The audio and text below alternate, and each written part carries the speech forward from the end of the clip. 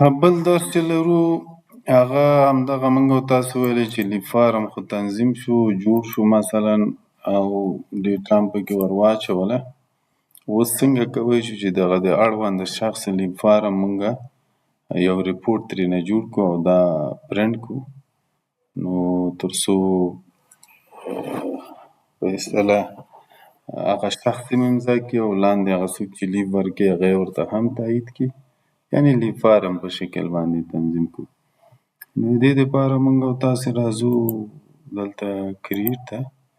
کریټ کې فرض مثال یو ریپورټ ډیزاین اوپن کړو.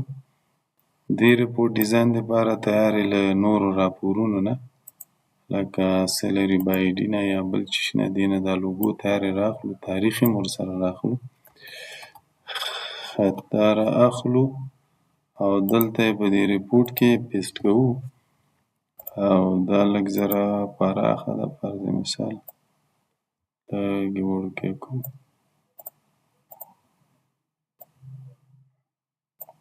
مثلا دومره. ښه دا پرنټ پرې کې ګورو چې څنګه ده، تقریبا اوس هم لږ ځای لرو او بیرته یې انډو کوو چې لږ پراخه شي. دا تاریخ هم دې څنډې ته وړو او اوس یې ګورو، اوس لږ ذره ډېر پراخه شو، نو دغه یې لږ دې خواته کوو او دا خط هم دې خواته کوو، دا به لږ وړوکی کړو، سیب به ورته ووایو. مخکې دې سیب کړو او پرنټ پریو کې به وګورو. فرض مثال اوس لږ وړوکی ښیي، دا تاریخ به لږ دې خواته کړو، اوس به یې وګورو.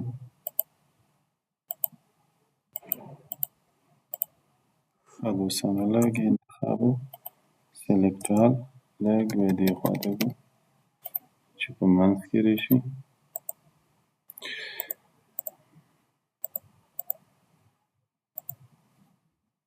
ښه دوستانو تاریخ دلته رانغی، دلته مثلا یو فیلډ اضافه کوو، دلته په دې ټکس کې ورته لیکو ډیټ،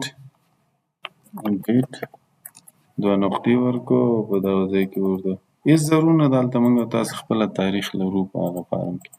ښه دا هم چې کله انتخاب کړو دوستانو ریپورټ، دا څه یې ورته وایي، مثلا ریپورټ یې څه شي په نامه وثبتوو، د لیف په نامه باندې ثبتوو، ثبت هم کړو.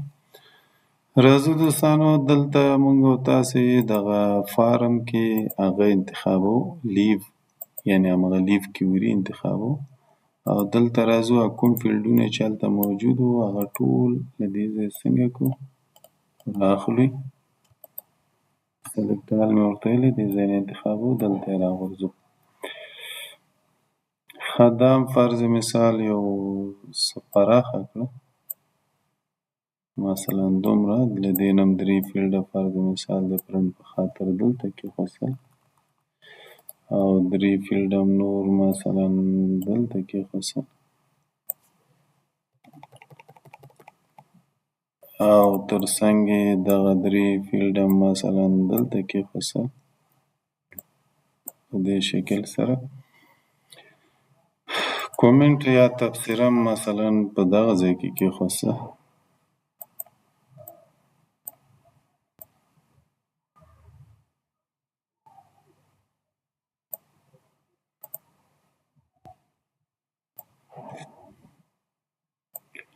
په دغه شکل سره دوستانو اوس راغلو مثلا دغه فیلډ خانې چې دي دا هم ټولې دلته انتخاب کړې، دا ټول به یې د ښي خوا نه دې شروع شي، مثلا رنګ دې تور وي، فونټ یې همدغه 11 کفایت کوي، که فارمټینګ یې لرې کوې مثلا دا فارمټ دې هم ټرانسفر وي او دا لاندې بیکګراونډ دې هم ټرانسفر وي، سیو هم ورته ویلې.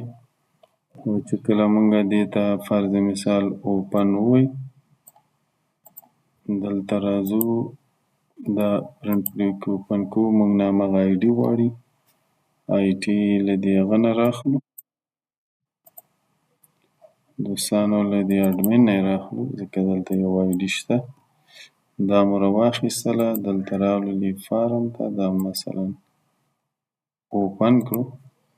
کله چې دا آی ډي ورکړو نو د دې شخص لیف فارم به موږ ته څنګه شي؟ اوپن به شي. ګورئ دلته واضح ښکاري، نوم یې ده، معلومات یې ده او اوسنی تاریخ دا ده، کنټرکټ یې دا دی او دونه ورکینګ ډیز دي، دونه ټول لیف ده، 2 ورځې اخیستی، 9 ورځې پاتې ده او د هغه تبصره دی، کومنټ ده دوستانو. ښه دا هم بېرته کلوز کړو، راغلو کولی شو دې ته فرض مثال یو څه دغه یو څه یې داسې ښکلا وبخښئ دوستانو، مثلا دغه ریکټنګل راغلو، په دې باندې داسې یو ډیزاین ورکړو.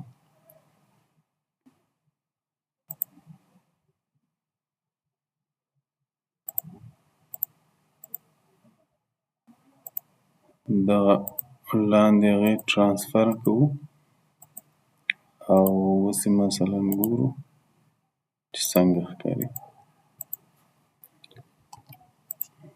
نو دغه ساحه یې مشخصه څنګه کړله؟ چوکاټ کې نور څه.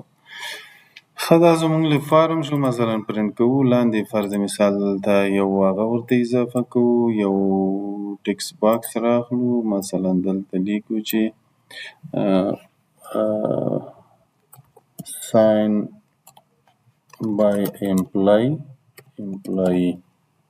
صحیح شو. دلته فرض مثال sign by employee شیپ باندې انټر وو، دلته ټکي ورته ورکو، یعنی امپلایي باید هغه کې ساین کې، او دې نه دې خواته فرض مثال همدغه خانه کې داسې لږ سپیس باید ورکو، تر دغه ځای رالیکو چې اپروف بای ډایرکټور، یعنی ډایرکټر یې څنګه کې ډایرکټور اپروف کې.